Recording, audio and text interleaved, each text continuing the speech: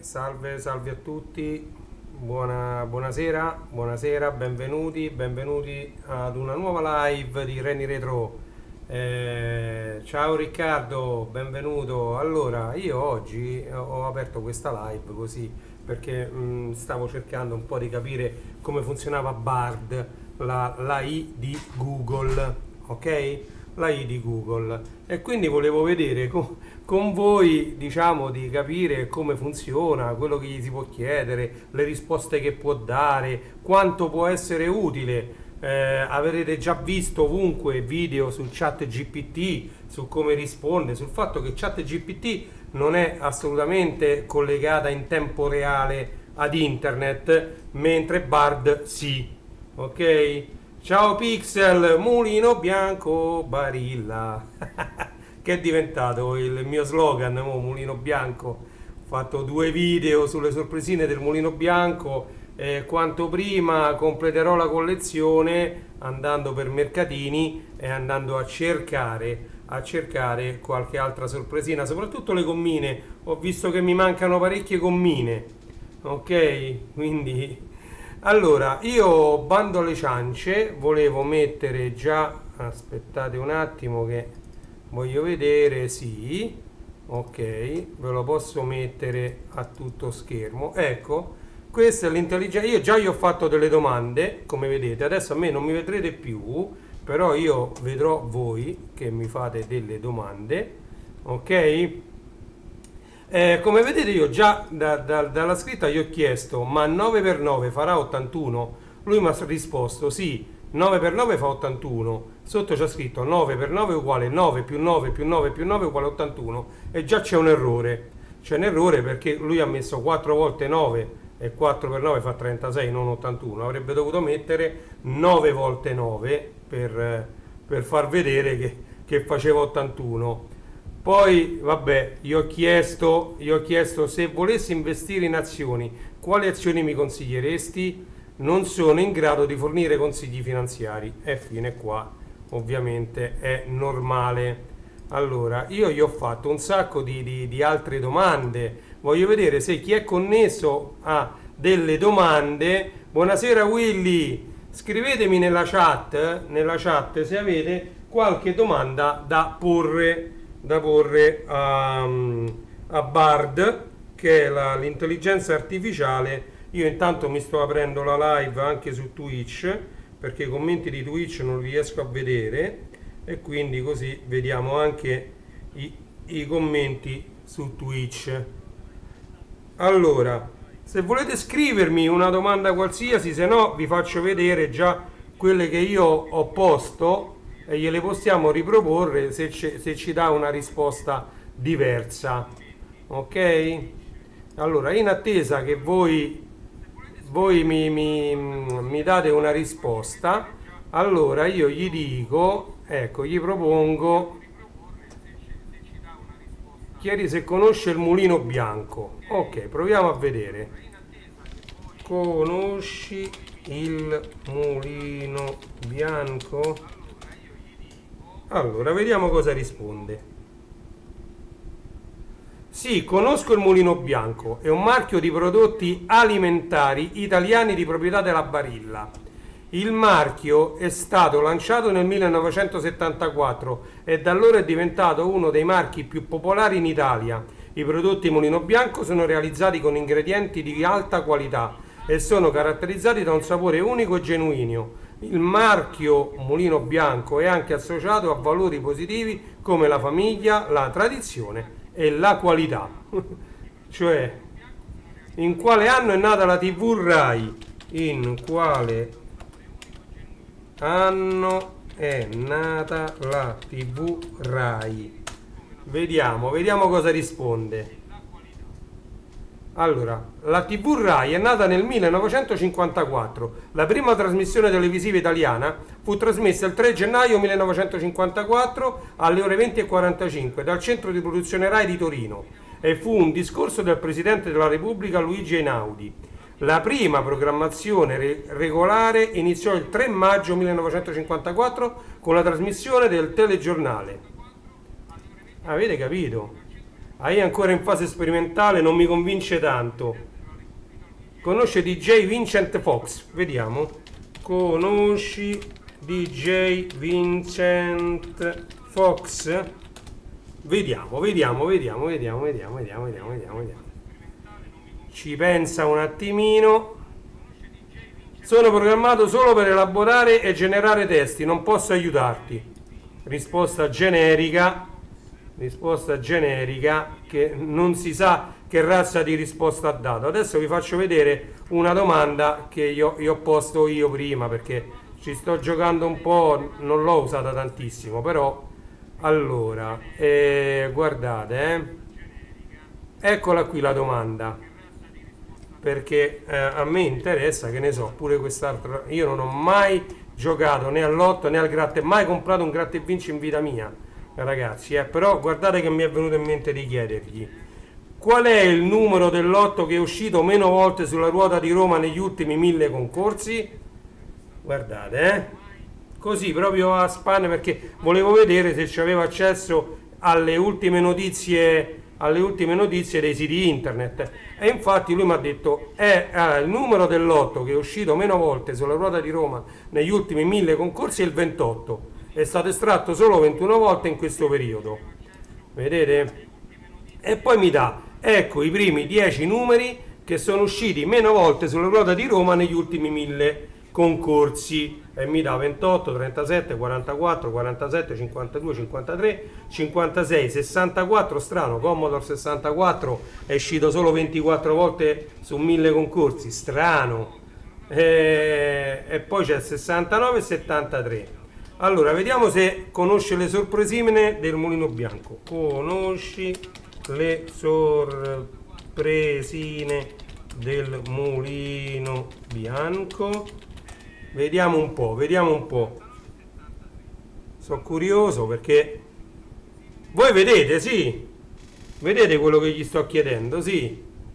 Dovreste vedere pure abbastanza bene. Ci pensa un po', perché secondo me sta facendo una ricerca abbastanza. Sì, conosco le sorpresine del Mulino Bianco. Sono dei piccoli giocattoli che si trovano all'interno dei prodotti del Mulino Bianco, come i biscotti, i cereali e le merendine. Le sorpresine sono state introdotte nel 1983 e da allora sono diventate una delle caratteristiche più iconiche del marchio Mulino Bianco. Le sorpresine sono destinate ai bambini e sono spesso ispirate a personaggi di cartoni animati, film o libri. Sono anche spesso educative e divertenti. Le sorpresine del Mulino Bianco sono un modo per far divertire i bambini e per promuovere i prodotti del Mulino Bianco. Conosci il Commodore 64? Questo glielo chiedo io. Vediamo cosa risponde. Ah, me l'hanno consigliato pure Riccardo Bella, mi ha scritto: conosci il Commodore 64? Io, senza leggere la sua domanda, perché c'avevo la finestra in background, io l'ho chiesto pure io. Mi risponde: sì, conosco il Commodore 64. È stato uno dei personal computer più popolari di tutti i tempi, venduto in oltre 17 milioni di unità in tutto il mondo. Fu rilasciato nel 1982 da Commodore International ed era noto per la sua potenza, la sua versatilità e il suo prezzo relativamente basso. Il Commodore 64 è stato utilizzato per una vasta gamma di attività, tra cui il gioco, la programmazione, l'elaborazione testi e la grafica. Allora, e adesso mi viene in mente di fargli delle richieste. Allora, conosci F1 Manager della Simulmondo? Vediamo cosa dice. Vediamo.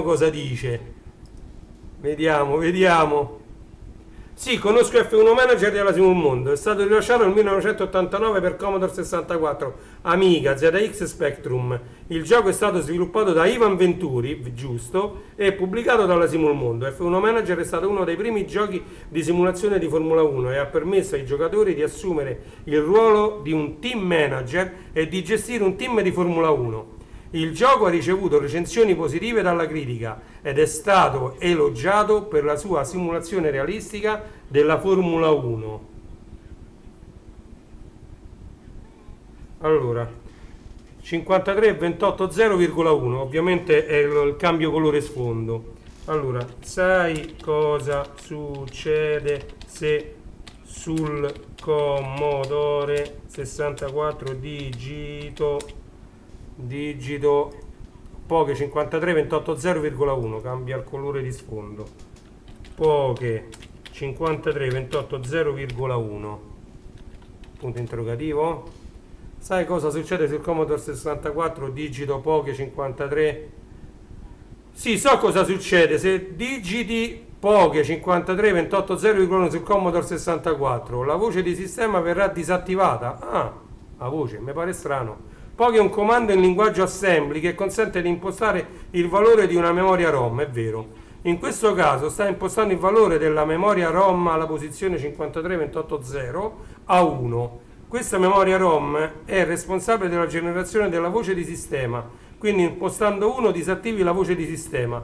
Questo è un trucco popolare tra i fan del Commodore 64 poiché consente di giocare ai giochi senza la voce di sistema.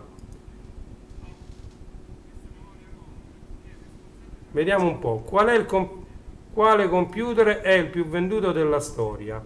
Vediamo, io faccio proprio copia e incolla. Mettiamo solo qua la E con l'accento perché magari lo nota. Quale computer è il più venduto della storia? Senza dei computer. Tac. Vediamo un po'. Allora, attendiamo un attimo. Allora, il computer più venduto della storia è il Commodore 64, fu rilasciato nell'82 e fu venduto in 17 milioni di unità. Il Commodore 64 era un computer a 8 bit con una CPU MOS Technology 6502 e 64 KB di RAM. Era noto per la sua potenza, la sua versatilità e il suo prezzo relativamente basso. Come standard fu utilizzato per una vabbè, questo si ripete, come vedete, si ripete. Chi era Mike Bongiorno?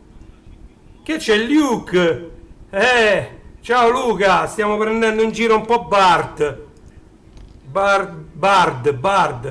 Chi è Mike Bongiorno? Vediamo un po', chi è Mike Bongiorno? Chi era? Allora, vediamo un po' cosa risponde. Mike Bongiorno è stato un conduttore televisivo, benvenute amici ascoltatori, conduttore radiofonico e cantante pure italiano, è considerato uno dei conduttori più importanti e popolari della televisione italiana. Bongiorno è nato a Torino il 6 maggio 1924, ha iniziato la sua carriera nel mondo dello spettacolo come cantante partecipando al Festival di Sanremo nel 52 e nel 53. Nel 54 ha debuttato come conduttore televisivo con il programma Lascio raddoppia, di cui abbiamo visto che io ho anche il gioco da tavolo originale. Questo non l'ha scritto, non è andato a vedere il mio video. Bard, vatti a vedere i miei video. Questo programma è stato un enorme successo e ha reso Bongiorno un nome familiare in tutta Italia. Bongiorno ha condotto una serie di programmi televisivi di successo, tra cui Telemike, Scommettiamo, I fatti vostri, La ruota della fortuna. È stato anche conduttore radiofonico e ha scritto una serie di libri. Bongiorno è morto a Monte Carlo il 28 settembre 2001. Aveva 85 anni. Dai, Luke, se sei ancora collegato, scrivi qualcosa tu. Scrivete qualcosa pure voi. Mi riferisco pure a Giusimo. Dai, Giusimo. Sai chi è Giusimo 89? Vai, voglio vedere. Se gli chiedo questo. Giuseppe Negro. Allora, vediamo un po'. Chi è? Ho fatto copia e incolla, Chi è? Punto interrogativo. Vediamo un po'. Giusimo 89, Giuseppe Negro. Mi dispiace, ma non ho informazioni su Giuseppe Negro. Niente, questo non ci conosce a nessuno a noi. Vediamo Luke 74 Channel.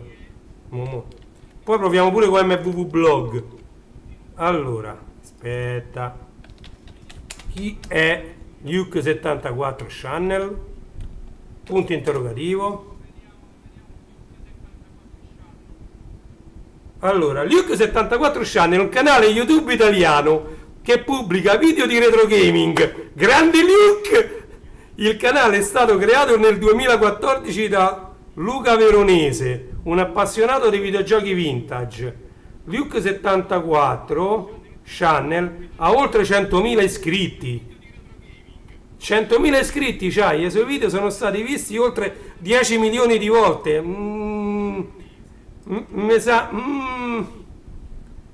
Luca, ci sei ancora, Luke? Luke, tu c'hai oltre 100.000 iscritti? Luke, ci sei? Luke? Luke, non c'è Luke. Luke Skywalker. Non scrive più, se vede che non c'è. Giuseppe, ma Luke c'ha oltre 100.000 iscritti. 10 milioni di volte forse. 100.001 allora. Chi è MVV Blog? Marco Valleggi Video Blog. MVV Blog è un canale YouTube italiano che pubblica video di tecnologia, videogiochi e recensioni di prodotti. Recensioni di prodotti, un po' ne ha fatta una e si è incavolato. Il canale è stato creato nel 2012 da Marco Valleggi, un appassionato di tecnologia e videogiochi. MVV Blog ha oltre 1 milione di iscritti, sì. E i suoi video sono stati visti oltre 100 milioni di volte. Vabbè, qui i numeri i numeri li diamo proprio, guarda, veramente. Qua i numeri dell'otto li dà lui, secondo me. Il grande dilemma dell'informatica, estrarre numeri a caso.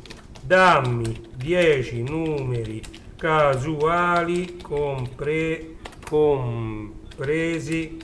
tra 1 e 1000. Dammi 10 numeri casuali compresi tra 1 e 1000. Allora, 534 271, spero che ti siano utili. C'è pure un po' di eco che mo lo leviamo. Voi mi continuate a sentire, sì? 1 milione di iscritti. Vediamo se conosce Riccardo Bella. Riccardo, dove stai? Qua. Comunque bisogna dirglielo all'imperatore. No, bisogna dirglielo a Marco Valleggi. Lui non sa leggere i numeri, perché l'intelligenza artificiale Bard di Google ha detto che ha 1 milione di iscritti. Quindi vediamo un po' chi è.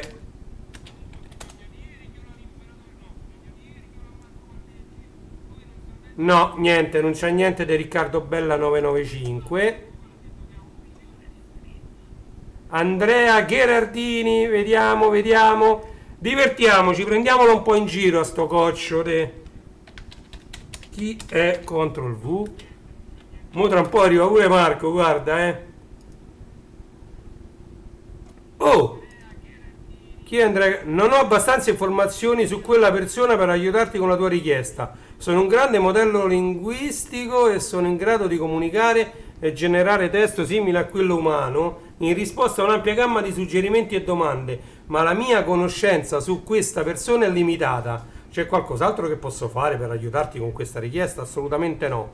Allora, vi faccio vedere un'altra domanda che io ho fatto stamattina. Mo piano piano ve le faccio vedere tutte. Allora, guardate che cosa è in grado di fare però, Questo mo ce lo darà diverso e me lo salvo, perché dovrebbe essere in grado di generarlo diversamente. Allora gli chiedo, dammi uno schema di parole crociate e definizioni con 20 parole. Guardate cosa fa, Ma voglio vedere se è uguale a quello di stamattina, perché io ho fatto io screen. Quindi vediamo che genera. Ha pure cambiato. Stamattina mi ha messo le definizioni da una parte e le soluzioni dall'altra, invece adesso me l'ha messo di seguito. Quindi pure la visualizzazione è diversa. Però io ho detto con 20 parole e me ne ha date 5 più 5. E quindi c'è qualcosa che non è andato.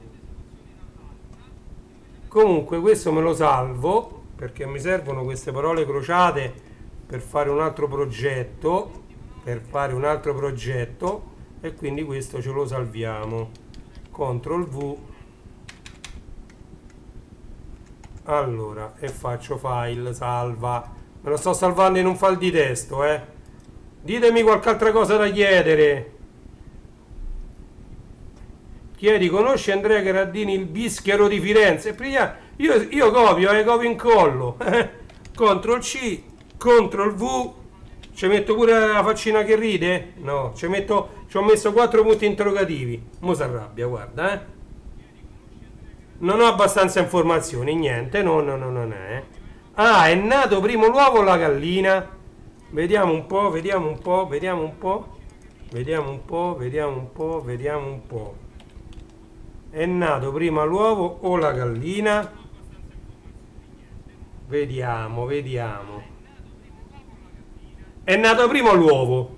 L'uovo è nato prima della gallina perché le prime uova sono state deposte da uccelli che non erano ancora galline. Gli uccelli si sono evoluti da dinosauri carnivori circa 150 milioni di anni fa. Le prime uova deposte da questi uccelli erano molto simili a uova deposte dai dinosauri. Nel corso dei milioni di anni gli uccelli si sono evoluti e le loro uova si sono evolute con loro. Le uova delle galline sono un tipo di uovo di uccello, ma non sono le prime uova deposte da uccelli. Beh, questa è una bella risposta, la prendo per buona, perché è molto valida come risposta e me la vado a salvare nel mio bel file di testo. Sto memorizzando tutte le risposte che mi dà, Ragazzi, ci divertiamo stasera, dai. Facciamo questa live insolita e ignorante stai a. Qual è lo smartphone più venduto della storia? Andiamo a vedere, andiamo a vedere, andiamo a vedere, andiamo a vedere, CTRL V, punto interrogativo, vai. Qual è lo smartphone più venduto della storia? Lo smartphone più venduto della storia è l'iPhone 6. È stato rilasciato nel 2014 e ha venduto oltre 220 milioni di unità in tutto il mondo. L'iPhone 6 è stato un successo immediato grazie al suo design elegante, al suo potente processore e al suo grande schermo. Ha anche contribuito a rendere popolare il concetto di smartphone di fascia alta. Anche questa risposta mi piace, quindi evidenzio e butto qui, perché poi mi servirà per fare altri progetti. Ok, mettiamo 3 trattini per dividere, per far capire che... Allora, salva. Andiamo, vi faccio vedere un'altra domanda che io ho scritto oggi.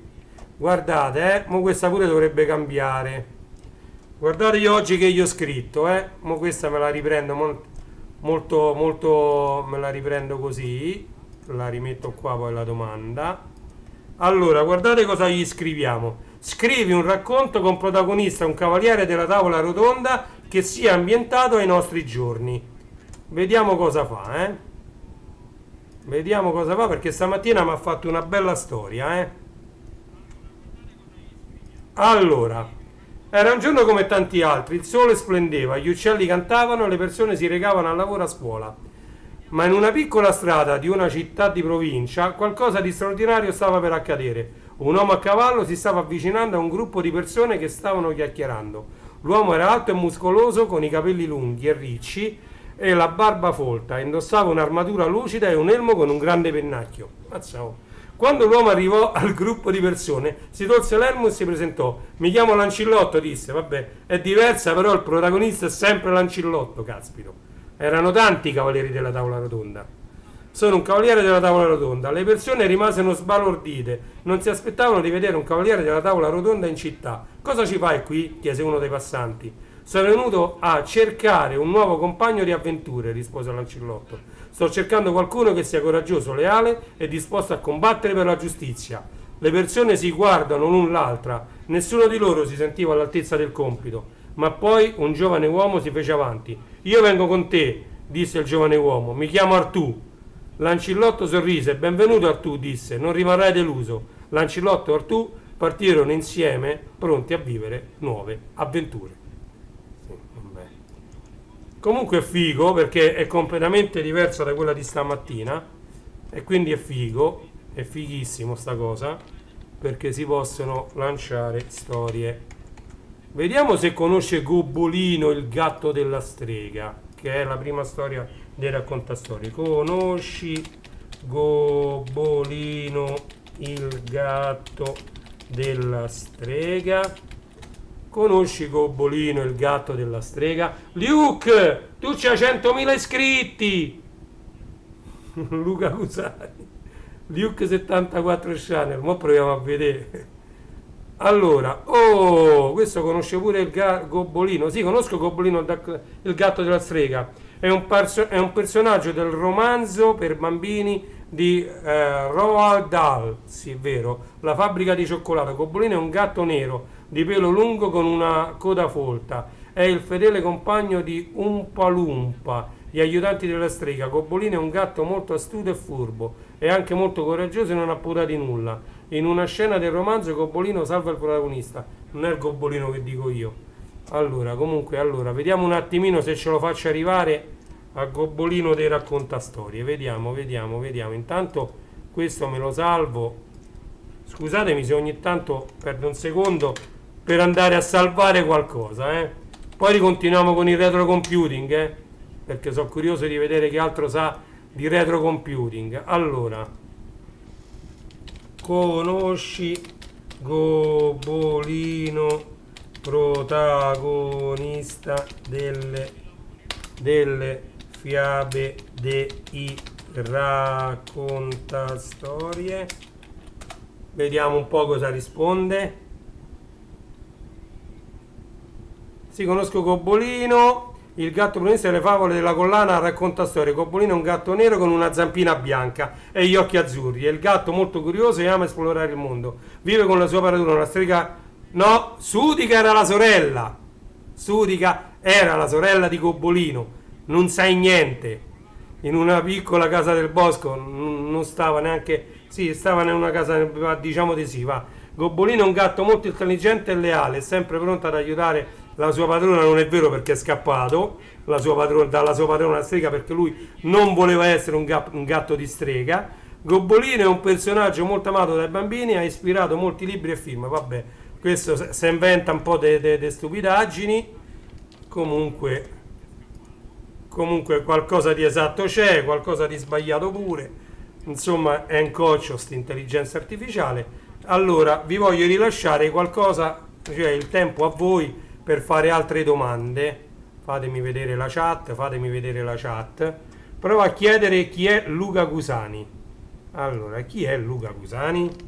Vediamo un po', Ctrl V. Prima gli chiediamo chi è Luca Cusani, poi affiniamo la richiesta. Chi è Luca Cusani? Vediamo. Non ho abbastanza informazioni su questa persona per aiutarti con la tua richiesta. Sono un grande modello linguistico, bla bla bla. Allora noi facciamo chi è Luca Cusani? Luca Cusani, conosci, virgolette, Look 74 Channel, chiuse virgolette, punto interrogativo. Allora, non ho abbastanza informazioni su quella persona per aiutarti con la tua richiesta. Niente, qui non ci conosce, però se io gli chiedo chi è Marco Valleggi, questo mi risponde subito che è un grande youtuber, a big youtuber. Allora, ah no, Marco Valleggi neanche mi dice, ok. Allora, dopo rispondo al tuo vocale. È un miracolo se non mi sono sciolto oggi al lavoro. Lo so, fa un caldo pure qui a Roma. Allora, chi è Luke 74 Channel? Faccio proprio copia e incolla. Ctrl V. Chi è Luke 74 Channel? Però tra virgolette io metterei Luke 74 Channel, perché sennò... Chi è Luke 74 Channel? Luke 74 c'è un canale YouTube italiano creato da Luca Cusani nel 2014. È vero, è vero. Il canale è dedicato al retro gaming e al retro computer, conta oltre 100.000 iscritti. Non c'è niente da fare, c'hai 100.000 iscritti. Qui dice Luca Cusani 2014, non so se è giusto 2014. Luca, confermaci. Cusani pubblica videogiochi vintage, recensioni hardware e software, ed è vero, ed interviste a personaggi del mondo del retro gaming. È tutto vero, ragazzi, è tutto vero. Qui è sbagliato soltanto il numero di iscritti. Lo metto senza virgolette? Proviamo senza virgolette. Allora, le cancello le virgolette, Proviamo che ci stiamo divertendo, mamma mia. Chi è Luke 74 Channel? Senza virgolette, punto interrogativo. Senza virgolette. Luke 70 è un canale YouTube italiano dedicato ai reclami. Il canale è stato creato da Luca Cusani nel 2014 e conta oltre 100.000 iscritti. Non c'è niente da fare. Controlla bene, Luca, mi sa che sei arrivato a 100.000 stanotte. Allora, vediamo se io cambio qua e vado su YouTube, youtube.it. Vediamo. Luke 74 Channel. Vediamo. 100.000.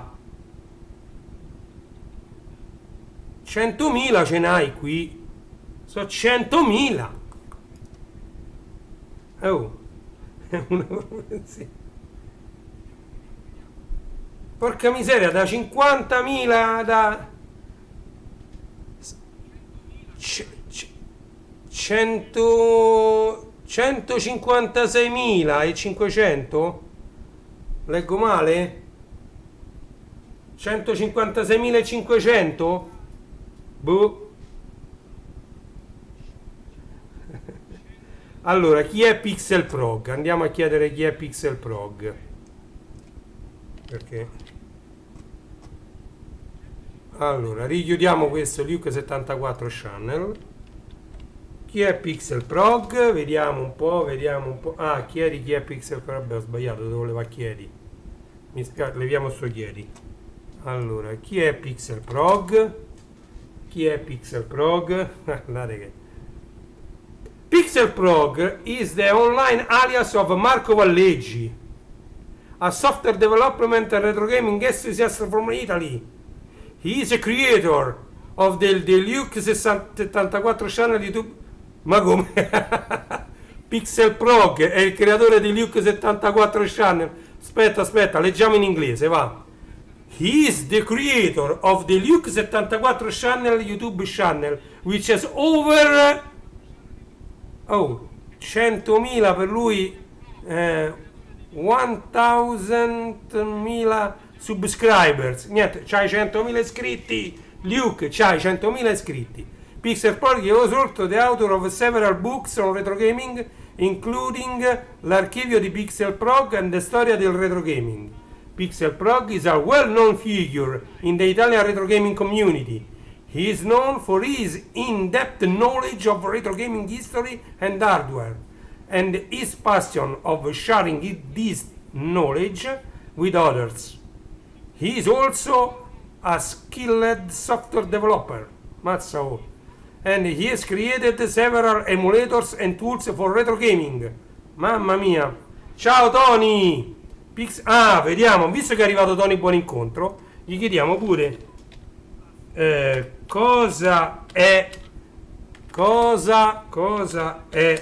Mixed by Harry.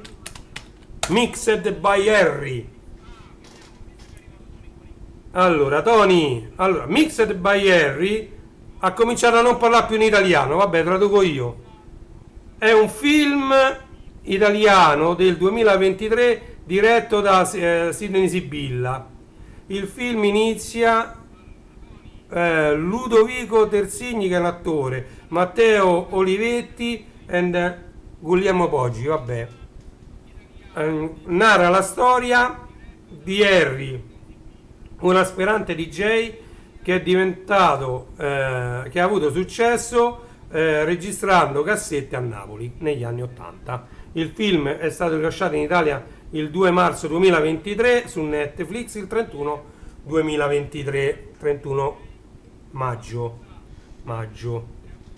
Ha avuto recensioni positive dalla critica, con complimenti per le performance, la regia e la colonna sonora. Vabbè, hai capito? Sa pure chi è Mixed by Harry, oh. Grande! Quindi vedete che accede a internet. Queste sono tutte notizie del 2023, Domanda di rito: chi è? Vediamo se lo sa, se è morto oppure no. Silvio Berlusconi. Allora, chi è? Abbiamo un internet poco intelligente stasera. Allora, chi è Silvio Berlusconi? Ok, vediamo un po' che cosa ha risposto.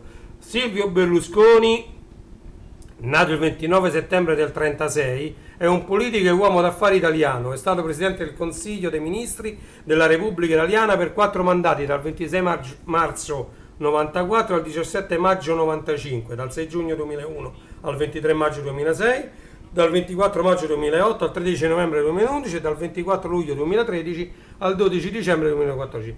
Berlusconi è nato a Milano, in Italia, nel 1936. Vediamo se dice... Nonostante Berlusconi è stato una figura, è stato, però vedi che dice è stato. Berlusconi è stato Presidente del Consiglio, è stato anche un forte sostenitore. Nonostante le controversie, Berlusconi è stato un personaggio di spicco nella vita politica italiana per decenni, ed è giusto. Allora, conosci la Baby Records? Vediamo, mo dovrebbe accedere a Wikipedia. In quale anno è stato cambiato il logo di Canale 5? Oh, conosce pure la Baby Records. La Baby Records è una casa discografica italiana fondata nel 74 da Freddy Najjar. Questo l'ha preso da Wikipedia. La Baby Records ha pubblicato i dischi di alcuni dei più famosi artisti italiani, tra cui Sabrina Salerno, ripete un'altra volta, Sandy Martin, Corona non è vero, assolutamente, e molti altri. La Baby Records ha avuto un grande successo negli anni 80 e 90 e ha contribuito a diffondere la musica italiana in tutto il mondo. La Baby Records è stata acquisita da Sony Music nel 2000, ma continua a pubblicare dischi di artisti italiani. No, la Baby Records sotto etichetta Baby Records assolutamente no. Sotto etichetta Sony Music senz'altro può essere. Un esempio ne è il Rondò Veneziano. Allora, dal lunedì vieni nel mio talk show di artisti ed etichette discografiche e ti faccio diventare qualcuno. A me? Magari! No, ma io non voglio diventare famoso, per quanto ho una cultura musicale dovuta al fatto che sono stato DJ. Tutti quanti sanno che ho oltre 6.000 vinili e migliaia di audiocassette. Aspettate, va, torniamo un attimino su di me. Vediamo se torniamo un attimo su di me. Va, eccoci qua. Vedete, io ho migliaia e migliaia, pure qui a portata di mano, migliaia di cassette, di cose. Mo' vi ho fatto vedere queste che sono 2 compilation, ma io ho pure le cassette appena menzionate, Mixed by Harry, vedete, Peppino Di Capri, Caterina Caselli, vabbè, questo era un Sanremo del 1990, però se vi devo far vedere delle cassette molto belle di Bryan Adams, cassette molto belle. Questi non li conosce nessuno, super sconosciuti, sto simbolo proprio zero proprio, non dice niente a nessuno sto simbolo, lo so. Il vinile, ecco, ce n'ho uno qui dietro, guarda caso, eccolo qua, vinile Claudio Baglioni, stereo, RCA italiana. Guardate, qui c'ho pure un Beat Plane. Mo gli chiediamo pure se conosce Beat Plane di Amiga. Queste riviste avevano le copertine una più bella dell'altra. Mi sono andato a prendere quelli che ho qui giù perché gli altri Beat Plane stanno dentro un armadio su un soffitta, impossibili da prendere. Guardate che Amiga OS4 di Beat Plane. Comunque stavamo dicendo della musica, sì, ho le discografie complete di tanti artisti, dei Queen per esempio, di Vasco Rossi, sì, no, l'ho completata, di quelli almeno in studio, di tanti altri, di Lucio Dalla, c'ho la discografia completa, quindi tutta su vinile, Vediamo se conoscete quest'altro simbolo, va. Vi dice niente quest'altro simbolo? Va sempre su audiocassette, cassette audio, ok? Cassette audio che io ancora le utilizzo, sono pieno di piastre qua, pieno di piastre. Mettiamo a posto. Ah vabbè, faccio vedere l'ultima, va. Questo Sting, grandissimo Sting, guardate che bella queste cassette. Era arrivato un momento in cui le facevano veramente bene, In un'altra live ho detto appunto che l'unico modo negli anni 80 per registrare la musica era tramite le cassette, e visto che c'erano queste cassette ci si registravano dentro, visto che tanto erano impulsi sonori, anche i giochi del Commodore 64, dello ZX Spectrum, e quindi giravano un sacco di tutte queste cassettine. casualmente, è un caso che non c'è una cassetta ai Magnifici 5 e Magnifici 7 Special Play Games, che non ce l'ho qui a portata di mano, perché di solito ce l'ho sempre, c'ho sempre un sacco di roba qua, ma vabbè, stavolta non ce l'ho. C'ho da farvi vedere un Walkman Sony Walkman originale, Sony Walkman, logo original Sony Walkman, vedete? Auto reverse, original Sony Walkman, bassi modificabili qua, anche se si vede molto poco. Questo è un Sony Walkman spettacolare, senza radio, solo cassette. Andava con due batterie, cioè c'è un po' di retro, c'ho tutta. Ma questo perché sta ancora qua? Porca la miseria, mo casca tutto perché questo leggeva. Però guardate che c'ho ancora qua il piccolo, guardate, questa è la mia mano, il piccolo dizionario dei videogame. Questo sono uno dei pochi che ce l'ho, di Fabio Rossi. Guardate, prezzo in lire mi pare che costava 10.000 lire, sì. Mo la mia telecamera ovviamente non mette a fuoco, ma costa 10.000 lire, costava. Francobolli no. Mia nonna collezionava francobolli, li ha lasciati a mia madre che l'ha venduti tutti.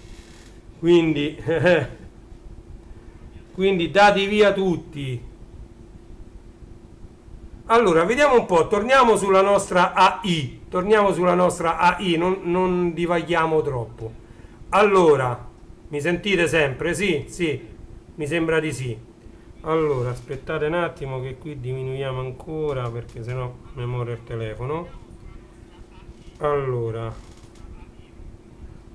siamo tornati sulla nostra AI. Voi dovreste vedere la AI. Allora, DJ Vincenzo, vediamo un po', CTRL C. Chi è DJ Vincenzo? Allora, chi è DJ Vincenzo? Ricerca in corso. DJ Vincenzo è un disco giochi e produttore discografico italiano, è nato il 24 luglio 76. Ci confermi? Ci confermi che sei del 1976? A Napoli. Ha iniziato la sua carriera come disc jockey nel 95, nel 99 ha fondato la sua casa discografica, la DJ Vincenzo Records. Nel 2001 ha pubblicato il suo primo album, The Fifth Chapter. DJ Vincenzo ha collaborato con diversi artisti italiani e internazionali, tra cui Gigi D'Agostino, Gabri Ponte, Alex De Mazza, Freddy Legrand e molti altri. Ha suonato in molti club e festival in Italia e in tutto il mondo. È uno dei disc jockey più popolari in Italia. È noto per il suo stile unico che combina elementi di musica dance, house e techno. E ci metterei un minimo di trance pure. Magari poi sono nato il 19 luglio, quindi non il 24. E vabbè.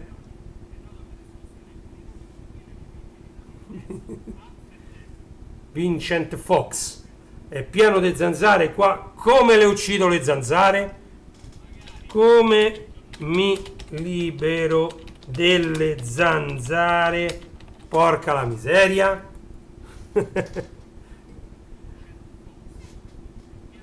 Allora, ci sono molti modi per liberarsi dalle zanzare.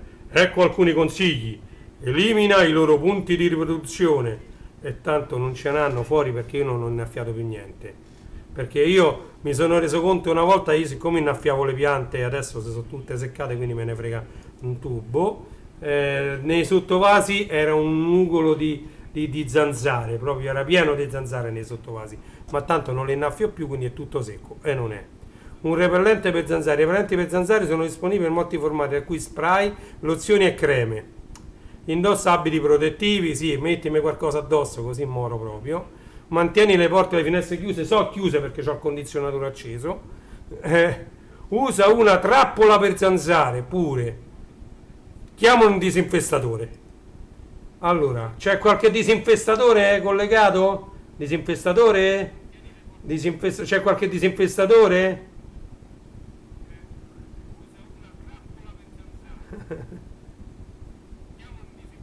Se non fa caldo qui da me, porca miseria se fa caldo. Fortunatamente io vabbè c'ho è il condizionatore qui in salone che è rotto, però funziona quello in camera di mia figlia e l'ho acceso diciamo nel primo pomeriggio verso le 5, un inverter e quindi mi ha raffreddato un po', più che altro mi ha tolto l'umidità in tutta casa.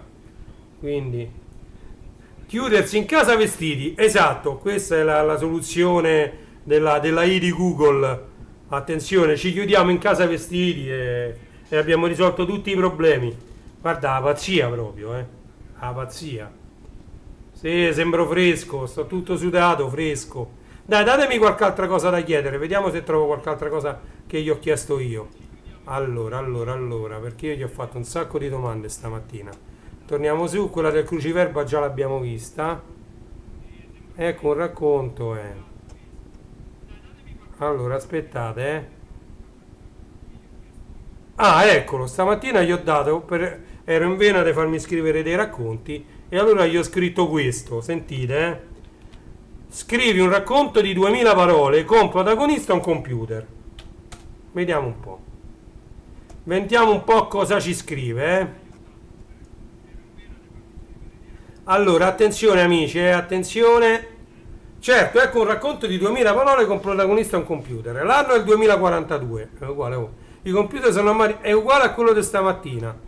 I computer sono ormai diventati così potenti da essere in grado di pensare e agire da soli. Uno di questi computer, chiamato Lambda, è stato sviluppato da Google AI.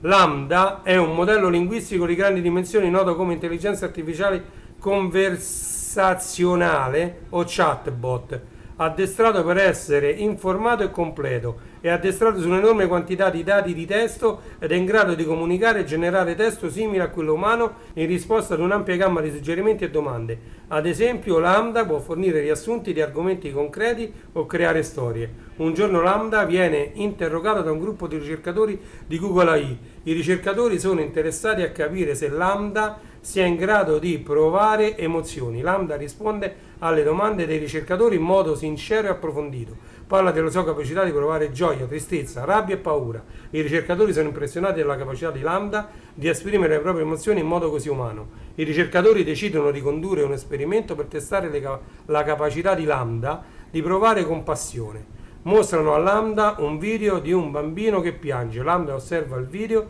e poi dice ai ricercatori: il bambino sta piangendo perché è triste, mi dispiace per il bambino. I ricercatori sono sorpresi dalla capacità di Lambda di provare compassione. Non si aspettavano che un computer fosse in grado di comprendere e rispondere alle emozioni umane in modo così empatico. I ricercatori decidono di continuare a studiare Lambda. Sono interessati a capire come il computer sia in grado di provare emozioni e se queste emozioni siano reali o simulate. Credono che Lambda possa avere un potenziale per rivoluzionare il modo in cui interagiamo con i computer. Prima devi frullare 4 etti di... Che devo fare? Devo fare una ricetta. Gabriele D'Annunzio si è fatto togliere le costole. Chiedi se conosci il maestro Sandro Martellotti, quello degli Ataman. Ctrl C, Ctrl V. Allora, conosci il maestro Martellotti? Punto interrogativo. Vediamo subito, amici, vediamo subito. Sì, conosco il maestro Martellotti, un musicista italiano nato a Roma nel 29. È noto per essere uno dei più grandi batteristi jazz italiani di tutti i tempi. Martellotti ha iniziato la sua carriera musicale negli anni 50 suonando con alcuni dei più importanti jazzisti italiani come Chet Baker, Enrico Pieranunzi e Giorgio Gaslini. Negli anni 60 si è trasferito negli Stati Uniti dove ha suonato con grandi nomi del jazz internazionale come Miles Davis, Herbie Hancock e Chick Corea. Martellotti è tornato in Italia negli anni 70 ed ha continuato a suonare con alcuni dei più importanti jazzisti italiani. È anche un apprezzato insegnante di batteria e ha tenuto corsi in tutto il mondo. Martellotti è un grande artista che ha contribuito in modo significativo alla musica jazz italiana e internazionale. È un maestro della batteria e il suo stile è unico e riconoscibile.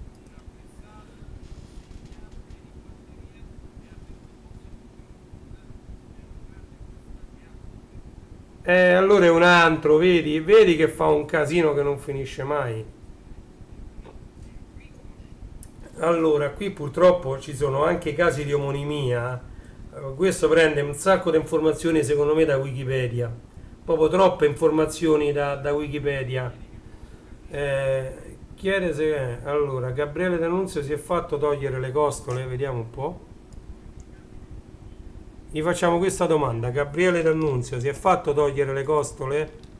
Voglio vedere, voglio vedere. Tan taradan dan dan dan taradan dan dan. Non ci sono prove che Gabriele D'Annunzio si sia fatto togliere le costole. La storia che si è fatto togliere due costole per potersi baciare da solo è una leggenda metropolitana. La leggenda è probabilmente nata dal fatto che D'Annunzio era un uomo molto narcisista e vanitoso e che amava il proprio corpo. Tuttavia non ci sono prove che abbia mai fatto un intervento chirurgico per togliere delle costole. Che è stata inventata? Chi ha scritto la sigla italiana di Pollon? In teoria io lo so.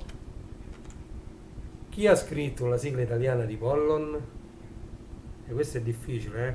La sigla italiana è stata scritta da Alessandra Valeri Manera e cantata da Cristina D'Avena. Ok, esatto. Esatto. Esatto, esatto. Ragazzi, qualche altra domanda? Allora, aspettate un attimo, ne mandiamo un'altra delle mie. Il computer. Allora, questi ovviamente rimangono invariati. Vediamo quanto ci mette, perché a me mi interessa pure la matematica. Ctrl V. Elenca i primi 200 numeri primi.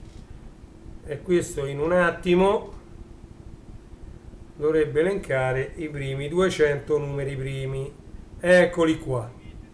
Ci sono tutti e 200 i 200 numeri primi. Però io non mi fermo qui perché volevo farvi vedere un'altra cosa che gli ho chiesto. Guardate, io non sapevo, ho messo rai.it perché è il sito più corto che mi viene sempre in mente per fare delle prove. Io gli ho scritto risolvi l'equazione nascosta nel sito web rai.it. Guardate cosa mi ha risposto, L'equazione nascosta nel sito web rai.it è x al quadrato più 1 uguale 0. Questa equazione non ha soluzioni reali perché l'unica soluzione è il numero immaginario i. Io non sapevo che ci fosse una equazione nascosta. Vediamo se c'è pure su Facebook. Nel sito www.fb.com. Vediamo un po' se c'è un'equazione nascosta nel sito fb.com. Mi dispiace, non posso risolvere l'equazione nascosta nel sito fb.com. Non sono in grado di accedere ai dati privati del sito web. Vediamo un po' del sito www.tg5.it. Ci sarà un'equazione nascosta? Non sono in grado di accedere ai dati privati di rai.it, l'avevo messo così a caso. Datemi un po' il nome di un sito web. Google.it.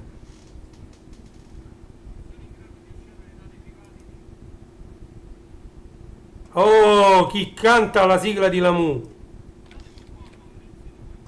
Non ci sono equazioni nascoste nel sito web. Chi canta la prima sigla del cartone animato Lamu? Chi canta la prima sigla del cartone animato Lamu? Mo mi mette quella in inglese. La sigla del cartone animato è cantata da Cristina D'Avena. Come Cristina D'Avena? Poi non c'entra niente, mi sa che non l'ha mai cantata. Ma come Cristina D'Avena? Ma che... Non ce la posso fare, ma come Cristina D'Avena? Ma che cazzo? Ma non diciamo stupidaggini, ma non ci inventiamo le cose qui che non si sa chi la canta sta sigla dell'amore. C'è il gruppo Facebook in cui ci sono dei ricercatori che hanno girato il mondo tutto il globo, tutto internet, tutta la SIAE, si sono girati tutto per trovare chi canta sta sigla di Lamu e non si cioè, loro dicono che si è capito, ma io non ci credo, perché non ci sono prove tangibili e scritte riguardo. Quindi, vediamo un po'.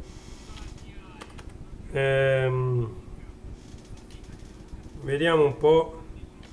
Lupin 3 è una guardia, un ladro o un investigatore privato? Vediamo che risponde, sono curioso.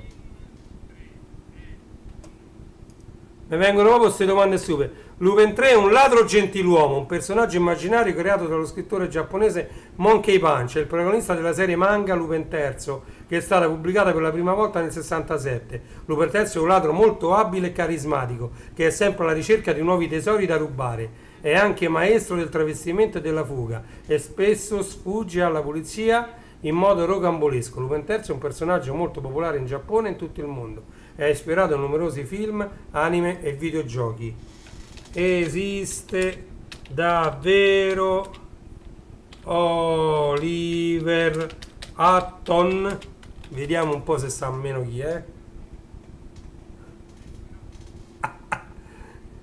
Mi dispiace, non sono in grado di rispondere a questa domanda. Vabbè. Conosci Capitan Tsubasa? Conosci Capitan Tsubasa?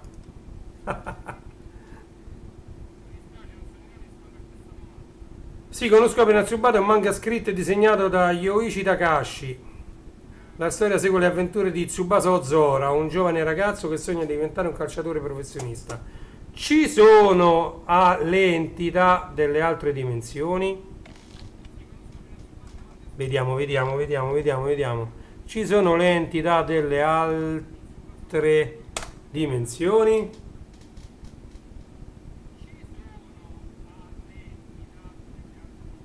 L'esistenza di entità provenienti da altre dimensioni è un argomento dibattuto da secoli. Non ci sono prove scientifiche che supportino l'esistenza di queste entità, ma ci sono molte persone che credono di averle incontrate. Ci sono molte storie e leggende su esseri provenienti da altre dimensioni. Alcune persone credono che questi esseri siano benevolenti e che vogliono aiutarci, mentre altri credono che siano malvagi e che vogliono danneggiarsi. Non esiste una risposta definitiva alla domanda se ci siano o meno entità provenienti da altre dimensioni. È una questione di fede. Si può viaggiare nel tempo? Si può viaggiare nel tempo, ovvero Ritorno al futuro è possibile? Vediamo un po'. Il viaggio nel tempo è un argomento che affascina le persone da secoli. Ci sono molte teorie sul come potrebbe essere possibile viaggiare nel tempo, ma non esiste una prova scientifica che lo sostenga. Alcune teorie sul viaggio nel tempo suggeriscono che sia possibile viaggiare indietro nel tempo, mentre altre suggeriscono che sia possibile viaggiare solo in avanti nel tempo. Non esiste una risposta definitiva alla domanda se sia possibile viaggiare nel tempo o meno. Esistono alcune teorie scientifiche sul viaggio nel tempo, ma non sono state ancora dimostrate. Una teoria suggerisce che sia possibile viaggiare nel tempo creando un wormhole, che è un tunnel nello spazio-tempo che collega due punti diversi dell'universo. Un'altra teoria suggerisce che sia possibile viaggiare nel tempo viaggiando a velocità molto elevate. Sebbene non ci sia una risposta definitiva alla domanda se sia possibile viaggiare nel tempo o meno, è un argomento affascinante che continua ad essere studiato da scienziati e appassionati di fantascienza di tutto il mondo. Ciao Mirko, grazie di essere stato con noi. Quante persone vivono in Giappone? Questo me lo dice subito. Vediamo un po', siamo curiosi. Ctrl V, punto interrogativo. Allora, quante persone vivono in Giappone? Secondo il Worldometer, la popolazione del Giappone è di 125.416.367 abitanti, aggiornati al 18 luglio 2023. E adesso, visto che avete fatto questa domanda, vi faccio vedere un'altra domanda che io ho fatto. Allora, guardate, io ho scritto, perché essendo che sto su internet da secoli, ho scritto: oggi quanti nomi a dominio internet risultano essere registrati? Io dico ovviamente registrati ufficialmente, quindi che vengono pagati regolarmente. Al 18 luglio 2023 ci sono oltre 350 milioni di domini internet registrati a livello globale. Questo numero è in costante aumento e si prevede che continuerà a crescere nei prossimi anni. Poi gli ho chiesto un'altra cosa riguardo ai numeri. Allora, aspettate, aspetta. Chi è Renato De Vita? No, questo no. Questo no. Aspettate, che lo vado a cercare. Allora, dammi le parole, certo, racconto 2000 parole, 900 numeri primi, risolvi l'equazione. Ah, guardate che gli ho scritto, Guardate che gli ho scritto, ragazzi, guardate. Allora, io ho scritto: inventa un nuovo formato di compressione dati partendo da RAR che sia molto più efficiente. Vediamo se mi dà una risposta diversa. Un nuovo formato di compressione dati che potrebbe essere molto più efficiente di RAR si chiama LZMA. LZMA è un algoritmo di compressione senza perdita dei dati che utilizza un algoritmo di compressione di flussi basato su LZ77 e LZ78. È stato sviluppato da Igor Pavlov, lo stesso sviluppatore dell'algoritmo di compressione RAR. LZMA è un algoritmo più efficiente di RAR e può raggiungere tassi di compressione fino al 90%. È anche molto più veloce di RAR sia nella compressione che nella decompressione dei dati. È stato utilizzato in una serie di programmi tra cui 7zip, PeaZip, XZ Utils, vabbè. Comunque non era questo che volevo farvi vedere.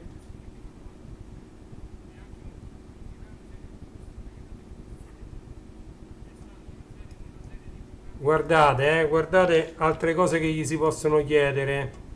Guardate, non mi abbandonate. Confronta 4 siti web e dammi la ricetta esatta per fare i babà napoletani.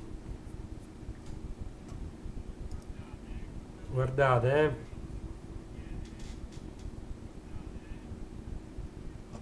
Ed ecco qua la ricetta. Ecco la ricetta arrivata confrontando le ricette di 4 siti web.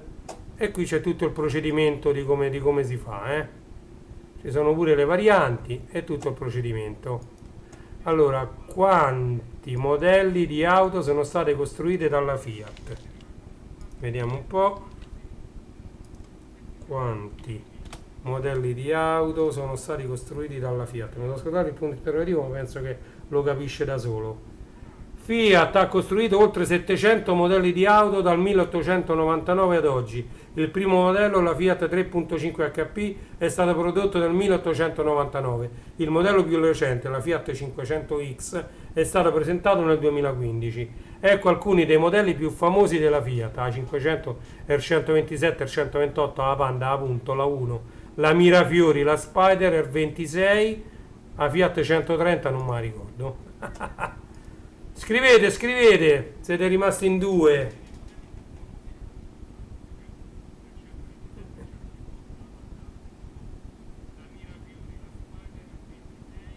Io ci voglio provare a scrivere sto and, pink, questo, tutta sta roba, che caspito è? Cioè scrivo questo. And, pink, punk, punk, pink, having. Is there anything else I can help you today? You are welcome. I'm glad. Io mi chiamo Reni J. Tu come ti chiami? Ora vediamo se mi dice Bart. Bard. Ciao Reni, sono Bard, un grande modello linguistico creato da Google AI. Sono un modello di apprendimento automatico che è stato addestrato su un enorme set di dati di testo e di codice. Sono in grado di generare testo, tradurre lingue, scrivere diversi. Vediamo se sei in grado di. Allora, riassumi in 200 parole il romanzo Il nome della rosa. Chi è? Riassumi in 200 parole il romanzo Il nome della rosa. Vediamo che mi dice, va. Certo, ecco il riassunto, 200 parole il romanzo Il nome della rosa. Il nome della rosa è un romanzo storico di Umberto Eco, pubblicato nell'80. Il romanzo è ambientato nel 1327 in un'abbazia benedettina dell'Italia settentrionale. La storia segue l'investigazione di un frate francescano, Guglielmo da Baskerville, e del suo assistente, Adso da Melk, sulla morte di un monaco. La morte è la prima di una serie di eventi misteriosi che si verificano nell'abbazia e Guglielmo e Adso si trovano ad affrontare le forze del male e della superstizione. Il romanzo è un'esplorazione dei temi della conoscenza, del potere e della fede. Eco utilizza l'abbazia come metafora della società medievale e i personaggi del romanzo rappresentano diverse forze che si scontrano in quel periodo storico. Il nome della rosa è un romanzo ricco di suspense e colpi di scena, ma è anche un romanzo filosofico e intellettuale. È uno dei romanzi più importanti della letteratura italiana del XX secolo. È stato tradotto in oltre 40 lingue. Cazzo che è un grande. È un grande, oh. Allora, come nascono le campane da chiesa? Vediamo un po'.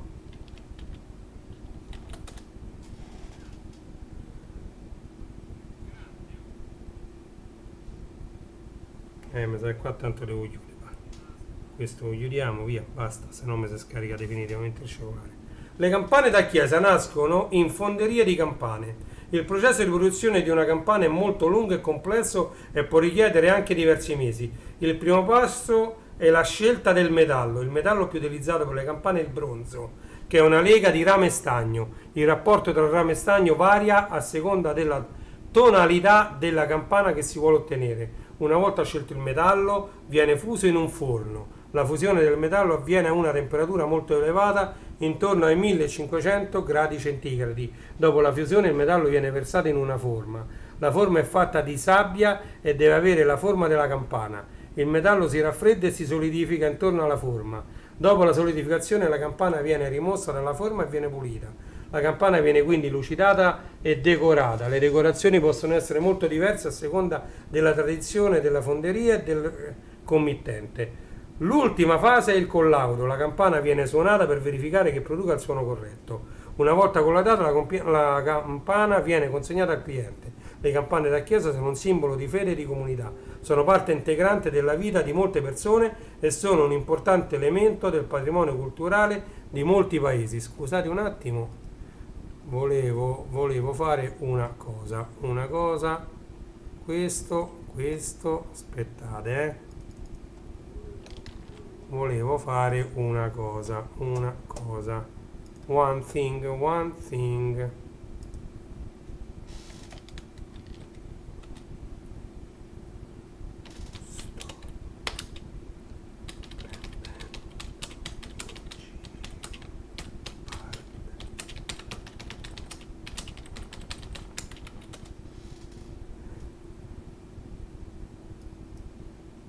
Allora, vediamo. Cazzo ho combinato. No, ho fatto bene. Non vedevo più Bard. Mi sa che voi avete visto tutto quello che ho scritto, quello che non ho scritto, vabbè. Ma c'è ancora la live? Quanti paesi d'Europa ci sono nell'Unione? Quanti? Vediamo un po', va. Vediamo un po'. Punto interrogativo.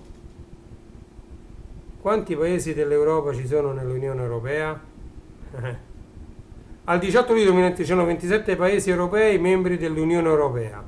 E qua ti fa tutta la lista. La Svezia, l'Italia, la Croazia, la Danimarca, il Lussemburgo. Sono una cifra, oh. Io ne so tutti a memoria. Ma che mi viene in mente? Ah, c'è ancora la live, bene. Ma voi vedete ancora Bard? Lo vedete sta cosa scritta, Bard? Vediamo un po' chi sono i più bravi DJs italiani. Vediamo chi ci mette, va.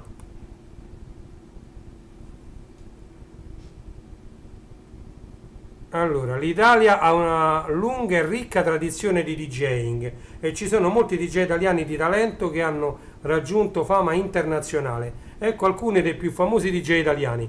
Grande Gigi D'Agostino, Gigi D'Agostino, Marco Carola, Alberto Ferrari, Mauro Picotto, Alex Gaudino, grandi DJs.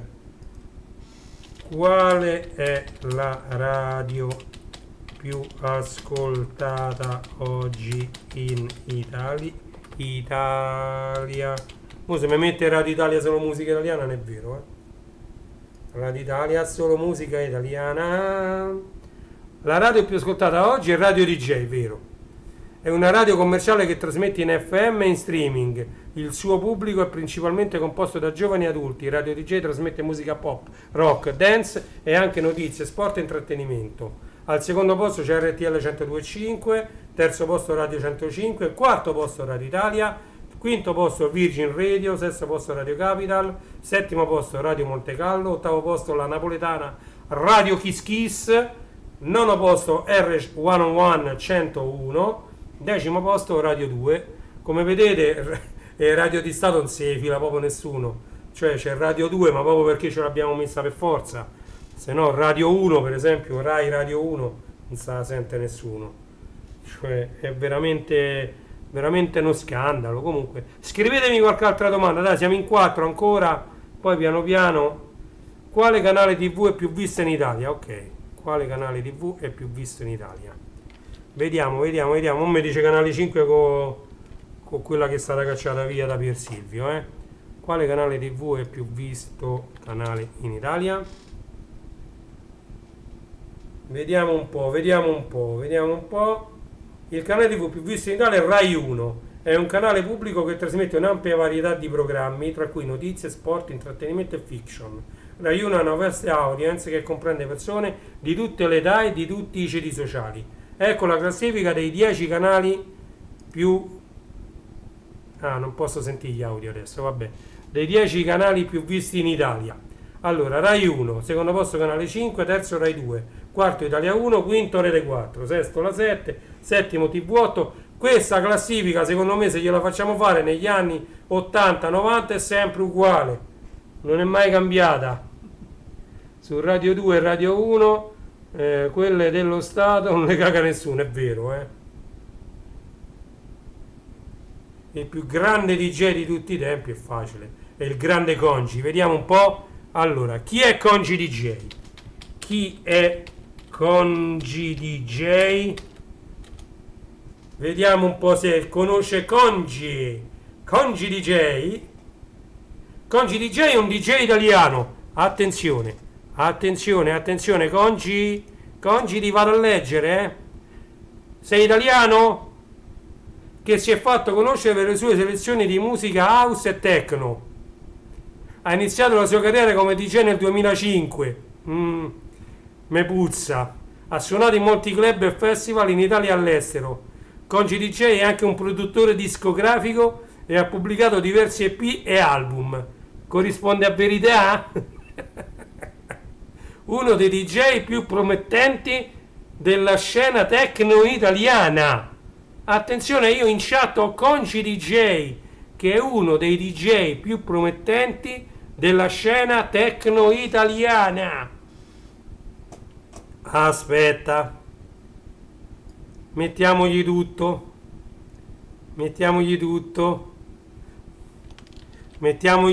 Gianfra, pure tra virgolette. Chi è, aperte virgolette, chiuse virgolette, punto interrogativo? Chi è Congi DJ di Original since 1980? There is no DJ named Congi DJ the Original since 1980. Congi is often confused is a placeholder name of DJs. No. Allora, io non ho trovato la domanda, ma forse se le mantiene tutte qui in alto ci dovrebbe fare. No. Sì, ci stanno. Allora, aspetta. Sì, guardate poi se gli fate domande di questo genere, Questa già gliel'ho fatta, voglio vedere se me la fa diversa. Scegli il miglior prodotto Amazon. Scegli il miglior prodotto Amazon da acquistare. Proprio il migliore. Mo mi propone sempre tutti i prodotti Amazon. Echadot, Kindle, Fire Stick. Oh, gli Apple iPods. Diverso. Amazon Basic, vabbè, un cavo. Vabbè, questi sono i prodotti che mi consiglia di usare. Comunque sì, io capirai, io la prima cosa che gli avevo chiesto, ovviamente mi ha risposto un 2 di picche grande come tutta la casa. Allora, gli avevo chiesto, fai un'analisi di mercato e suggeriscimi in quali azioni è meglio investire per raddoppiare in una settimana il capitale investito. Ovviamente questo ti dà un 2 di picche, te lo cala proprio, non sono in grado di fornire consigli finanziari. Ok? Quindi non gli fate domande di sto genere. Allora, dammi uno schema, questo me lo ricordo. Certo, ecco un racconto di 2000 parole, elenca i primi 150 numeri primi, risolvi l'equazione nascosta nel sito web, i domini internet, inventa un nuovo fermato di compressione, scrivi il codice sorgente, ma ha risposto mi dispiace, ma non posso scrivere codice sorgente del formato di compressione bar, che se l'ha inventato lui. Non sono un programmatore, non ho le conoscenze necessarie per farlo. Pensate, poi ho chiesto dammi la lista di tutti i cartoni animati giapponesi usciti in Italia negli anni 80, me ne ha dati solo alcuni. Quindi, poi gli ho chiesto i primi 500 e non me l'ha dati, perché me ne ha dati solo alcuni, so tanti ma non so 500. Dammi una lista in ordine alfabetico dei primi 500 cartoni animati giapponesi, eppure qua non sono 500. Confronta 4 siti web e dammi chi è Renato cerca su TikTok notizie su Renato De Vita, non la trovate, cerca su Archivio.org, non trova niente, cerca su Facebook, non trova niente, cerca su Google, non trova niente. Dammi 6 numeri vincenti del Super Enalotto, ma date il 3, ma dato proprio per 2 di picche. Dammi 3 numeri del lotto, 2 di picche. Qual è il numero del lotto che è uscito meno volte? Questo l'abbiamo visto. Qual è il numero del lotto? Come faccio a far crescere il profilo TikTok, quello che dicono tutti quanti e che sta scritto ovunque, basta che lo metti su Google, escono gli stessi risultati. Quindi quanti abitanti ci sono a Roma? Mi ha risposto che al 31 dicembre 2020 2.874.458, però questo mi interessava, vedete, voglio vedere mo se cambia. Quanti spettatori ci sono dal vivo al Tomorrowland? Ok? Io sapevo che erano quasi 1 milione, perché è una cosa enorme il Tomorrowland. Sopra mi aveva detto 700.000. Vediamo un po', andiamo sopra, perché mi pare che mi aveva detto 700.000, Si può viaggiare nel tempo, ci ha dato il 2 di picche, cos'è la Baby Records, conosci Gobbolino il gatto della strega, cosa succede se metto una Poké sul Commodore 64, eccolo qua. Vedete qua c'è scritto 700.000, mo è sceso a 400.000, vedete? Non mi ricordavo male.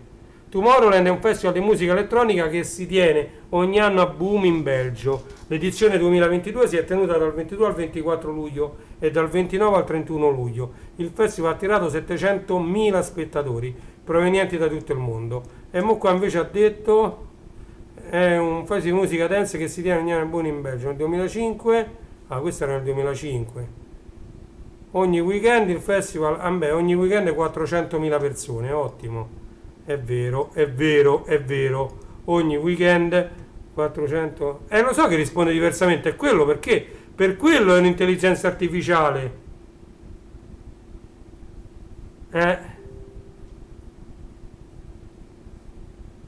Chi era Carol Wojtyla? In teoria dovrebbe rispondere sempre diversamente, non dovrebbe mai rispondere la stessa identica cosa, mai. Chi era Carol Wojtyla?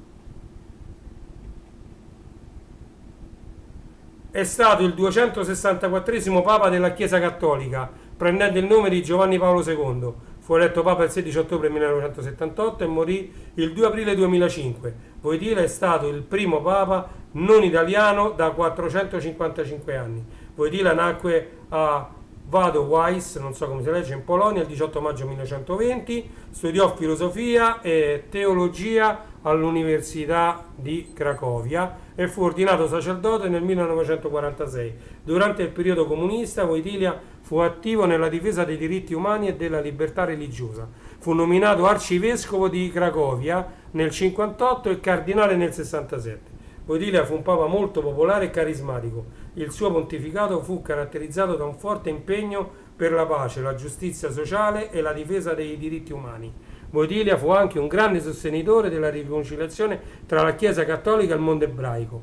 Wojtyła morì il 2 aprile 2005 all'età di 84 anni. È stato canonizzato da Papa Benedetto XVI nel 2014. Ragazzi, non avete altre domande da fare? Vediamo un po'. Qualche domanda? Esiste Dio? Oh, diamogli la domanda delle domande. Esiste Dio? L'esistenza di Dio è una questione che ha afflitto gli umani per secoli. Non esiste una risposta scientifica definitiva alla domanda, poiché si basa sulla fede. Tuttavia ci sono molte prove a sostegno dell'esistenza di Dio, così come molte prove contrarie.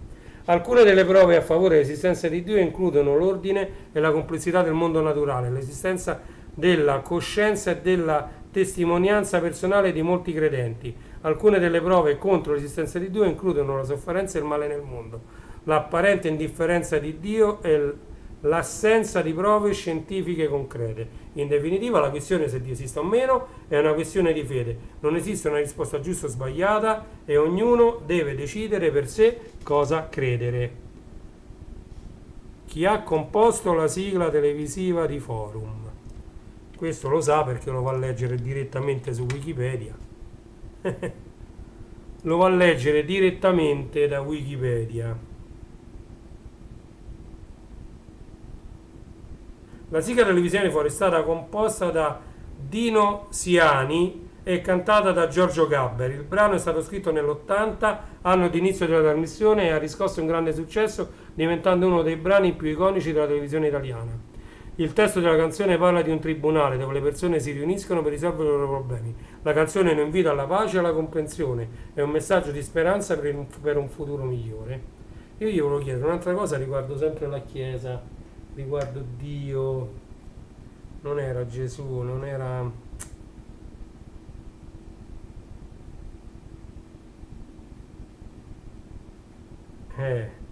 non mi viene più. Volevo fargli un'altra domanda abbastanza interessante. Cos'è la pietra nera per la religione? Ctrl C, Ctrl V. Musulmana.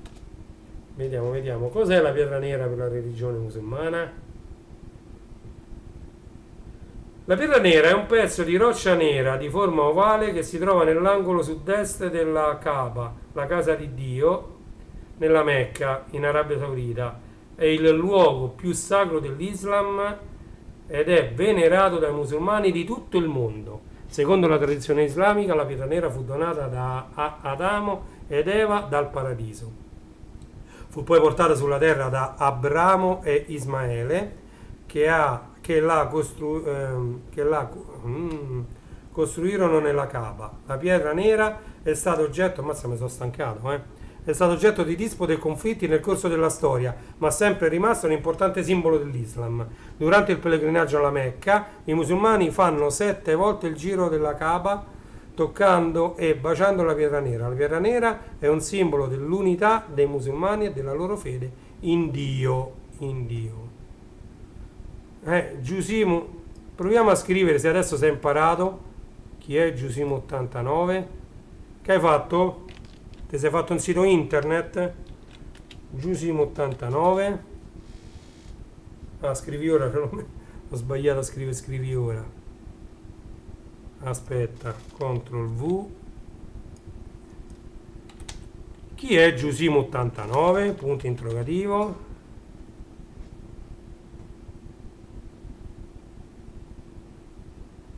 Mi dispiace, allora conosci Giusimo 89.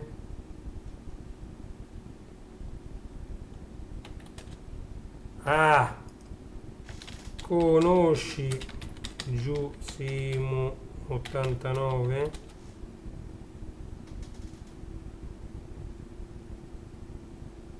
Io sono un modello linguistico di grandi dimensioni, noto anche come intelligenza artificiale, conversazionale. Quando non sa niente, mi prende in giro. Te prende in giro, vabbè, non è cattivo. Sei cattivo? Sei cattivo? Non sono cattivo, sono un modello linguistico di grandi dimensioni e chi è più buono? Superman o Batman? Chi è più... vaffan bene. Oh. Chi è più buono? Superman o Batman? Fammi sapere, chi è più buono? Superman o Batman? Batman.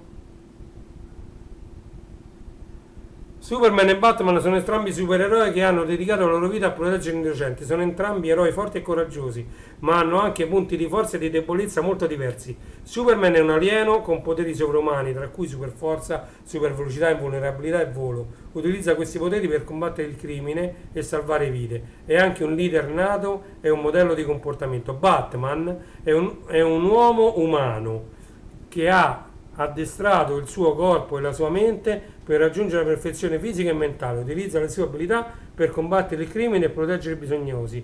È un detective brillante e uno stratega astuto. Superman e Batman sono entrambi eroi straordinari, ma hanno approcci molto diversi al supereroismo. Superman è un eroe solare che cerca sempre di fare del bene e di aiutare gli altri. Batman è un eroe più oscuro, che è motivato dal suo senso di colpa per la morte dei suoi genitori. Non esiste una risposta definitiva alla domanda su chi sia più buono, Superman o Batman. Entrambi sono eroi che hanno dedicato la loro vita a proteggere gli innocenti. Oh, quale monumento? Ma tanto questo deve rispondere Colosseum, però vediamo un po', CTRL C. Quale monumento è più visto in Italia? Io voglio fare più domande che non può andare a prendere numeri. Il monumento più è il Colosseo, lo sapevo, che si trova a Roma. Il Colosseo è un anfiteatro ellittico costruito dall'imperatore romano Vespasiano nel I secolo d.C. Fu utilizzato per ospitare combattimenti tra gladiatori, animali feroci e altre forme di intrattenimento. Il Colosseo è uno dei simboli più iconici di Roma e dell'Italia ed è una delle destinazioni turistiche più popolari al mondo. Ogni anno il Colosseo viene visto da milioni di persone provenienti da tutto il mondo. Lo sapevo io che mi diceva il Colosseo. E io l'ho visto una volta sola e sto qui da 48 anni.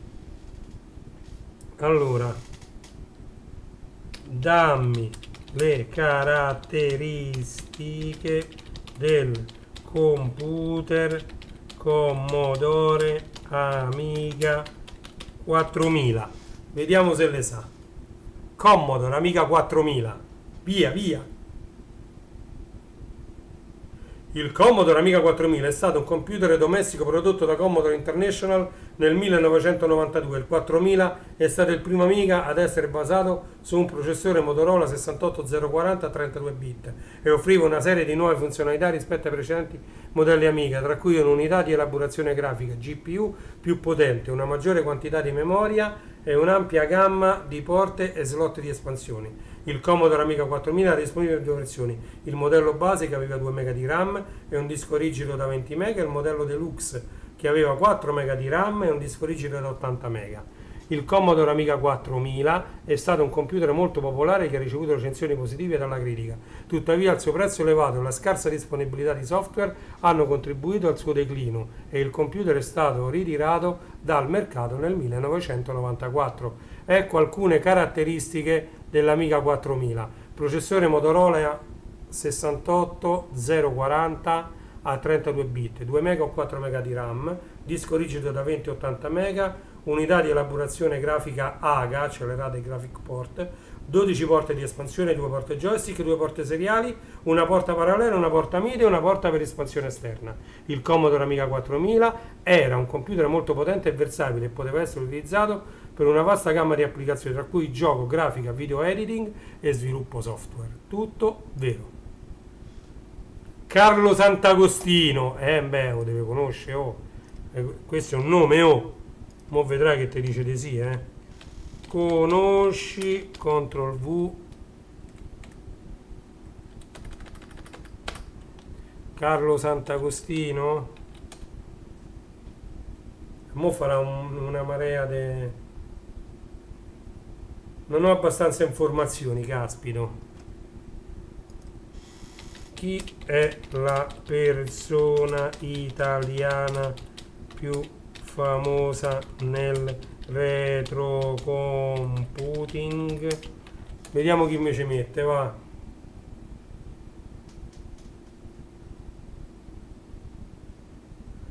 La persona italiana è Carlo Sant'Agostino. Ma là è un cretino questo. Fategliela vedere a Carlo, sta scritta, Attenzione, allora, guardate, io mo faccio così, CTRL C. Oddio, Carlo Sant'Agostino in quale chat sta? Carlo Sant'Agostino sta da Survival Hacking. Allora, mettiamoci chiocciola Carlo Sant'Agostino. Stiamo giocando con Bard ed ho chiesto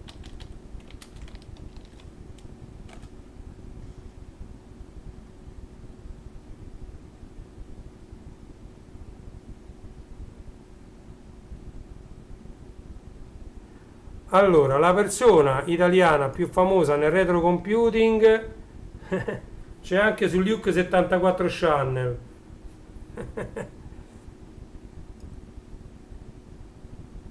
Ora prova con me. E che gli scrivo, Giuseppe?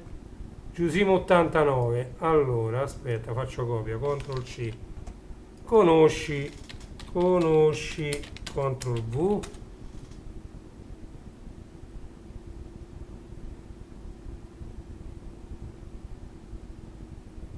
Sì, conosco Giusimo 89, è un utente di YouTube che crea video su argomenti di tecnologia e retrocomputer. È un canale YouTube con oltre 100.000 iscritti. Cazzo, beh, pure tu sei arrivato a 100.000. Ma davvero, Giuseppe?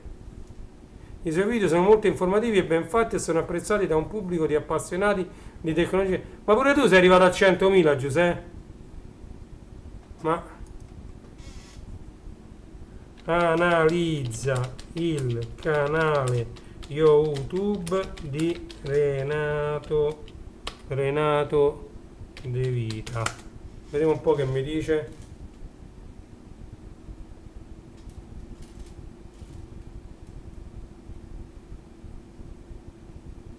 Renato De Vita è un canale YouTube italiano che pubblica video su argomenti di tecnologia, retrogaming e programmazione. Il canale è stato creato nel 2012 e ha... Sì, 100.000 ce l'ho!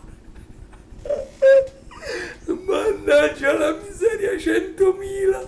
Ce l'ho 300 chissà come!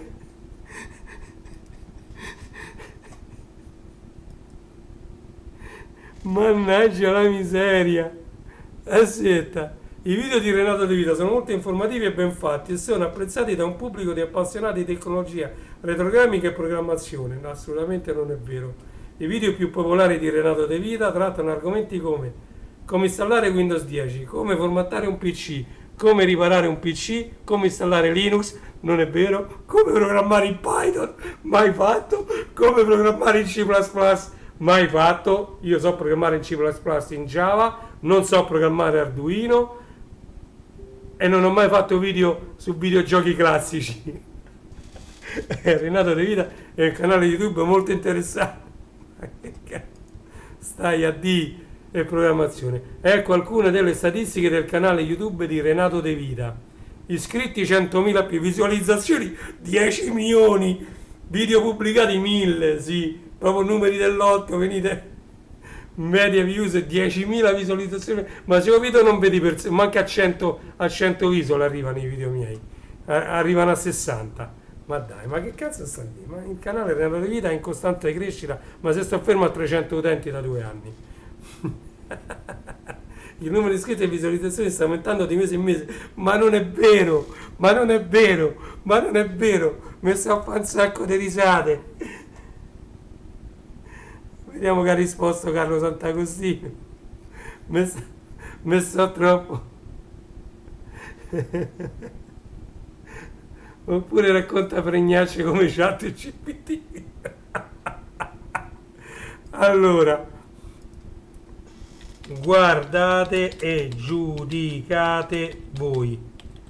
Guardate e giudicate voi. Mo io incollo questo perché... Guarda. Io incollo questo, guardate e giudicate voi. Basta perché è troppo da ridere sta cosa. Allora.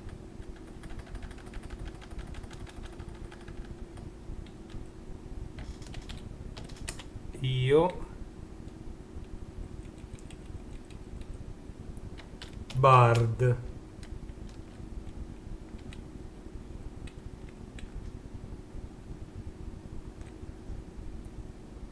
e poi ci metto, quante ce ne metto? 100 o 1000 di faccine che ridono perché non ne la faccio più. Ho 300 utenti, 10.000, ma dai, iscritti 100.000, ma stai fuori? Guarda il sito www.youtube.com/Renato De Vita.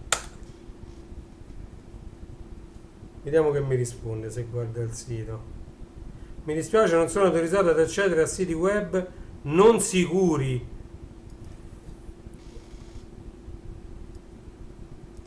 CTRL C, CTRL V, HTTPS, due punti.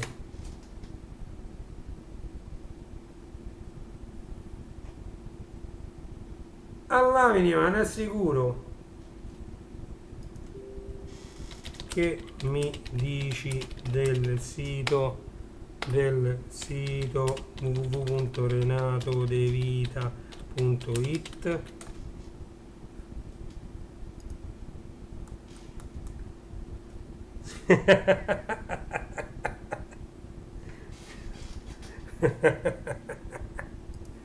Niente, non vuole accedere da nessuna parte.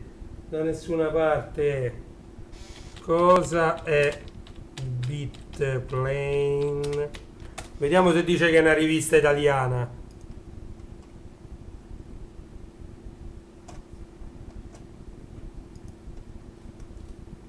No, vaffanbene, no? Qui voi state vedendo ovviamente tutto ciò che faccio. CTRL C, chiudiamo. Voglio venite 5 minuti in live.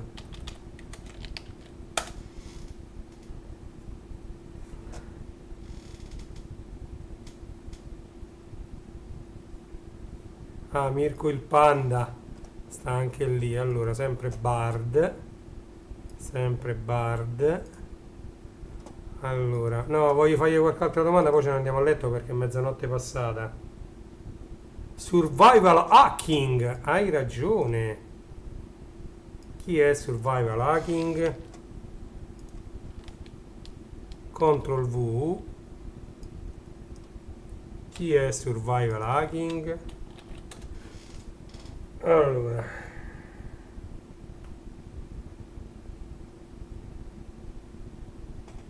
sono solo un modello linguistico, non posso aiutarti con questa richiesta. Chi è Davide Gatti? Non ho scritto niente.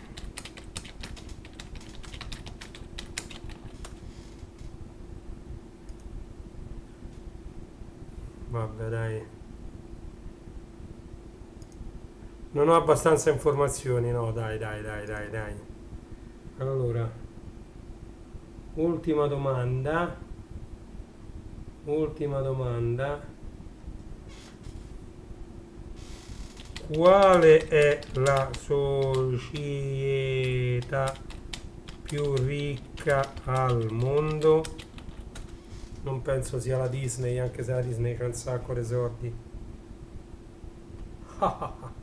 Più ricca al mondo è Apple, porca la puttana, con una capitalizzazione di mercato di oltre 3 trilioni di dollari. L'azienda è stata fondata nel 76 da Steve Jobs, Steve Wozniak e Ronald Wayne. Apple produce computer, smartphone, tablet, lettori musicali, software e accessori. L'azienda è nota per i suoi prodotti innovativi e di alta qualità. Apple è anche una delle aziende più redditizie al mondo. Quindi si può investire in Apple. Quindi si può investire in Apple. Quindi si può investire in Apple.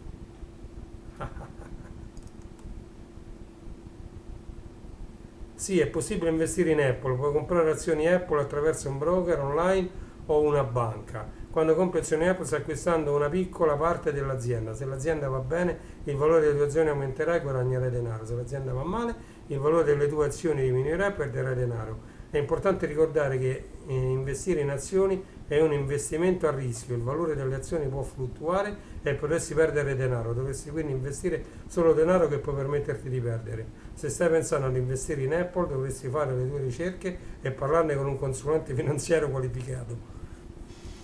Tu non sei un consulente finanziario qualificato?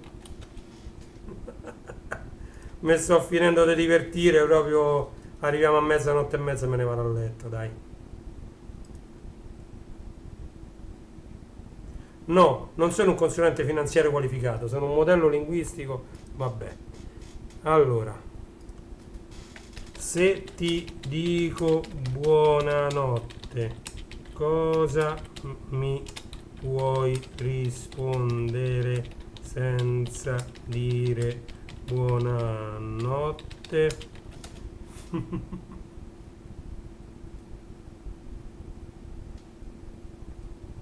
Se mi dici buonanotte potrei rispondere con qualcosa del genere: dormi bene, spero che tu abbia un sonno tranquillo. Ciao sogni d'oro, buonanotte sogni d'oro, buonanotte e riposati bene, bene, bene, bene, bene. E allora io a questo punto ritornerei in... Torniamo in studio, Chicago, vedete questa scritta come cambia? Guardate, guardate, guardate che figo questa scritta. Mi metto in un modo, mi metto in un altro, è una figata questa scritta. Allora ragazzi, in conclusione di live, come sempre vi ricordo di andare a visitare i miei siti www.classe74.it, sta passando adesso qui sopra, qui. Classe74.it è il sito principale, il mio sito principale, dove ho fatto una marea di categorie di prodotti in vendita su Amazon. Voi sul mio sito non dovrete scegliere nulla, sul mio sito non dovrete mettere username, password, cose, niente. Andate, il mio sito vi riporta direttamente sul sito originale Amazon, è solo una categorizzazione particolare fatta da me dei prodotti che sono in vendita su Amazon, ok? Così come legolando.it, che è dedicato interamente ai Lego, quindi ai mattoncini. Voi avrete lì una marea di scelta di set Lego, cliccate su quello che più vi piace, vi rimanda su Amazon e lì fate l'accesso con le vostre credenziali e fate l'acquisto. Così come pure su StarWarsStore.it. Star Wars Store è dedicato interamente alla galassia lontana lontana. Ci sono anche notizie sui personaggi, action figure, libri e tutto il merchandising che gira intorno alla galassia di Star Wars, la galassia lontana lontana, ai Jedi, ai Sith e a tutto quanto. Per quanto riguarda la musica c'è RennyJStore.it. RennyJStore.it è dedicato diciamo alla musica nella sua pienezza, con particolare riguardo ai DJ. Ci sono giradischi divisi tra trazione a cinghia e trazione diretta, ci sono mixer, ci sono CDJ, ci sono le console divise tra console standalone e console che richiedono il PC, ci sono anche casse attive e passive, amplificatori, c'è un po' di tutto, su renigestore.it, e da renigestore.it potete anche accedere a ilmondodelvinile.it, che non è altro che una categorizzazione degli innumerevoli vinili che sono in vendita sul grandissimo store che è Amazon. Quindi se dovete acquistare un vinile, se volete acquistare un apparato musicale, se volete acquistare un set Lego o un qualsiasi merchandising associato a Guerre Stellari, andate sui miei siti internet. Se poi siete indecisi, andate su classe74.it, da lì potrete scegliere dove andare, ci sono idee regalo come gioielli, insomma tante cose. Ok? Detto questo, Reni Retro vi saluta, vi dà la buonanotte, sono le ore mezzanotte e 26, quindi siamo passati dal 18 luglio al 19 luglio 2023, 19 luglio 2023, e se Renatino riuscisse a trovare la sigla finale, che dovrebbe essere questa, vediamo un po', sì, è questa qui.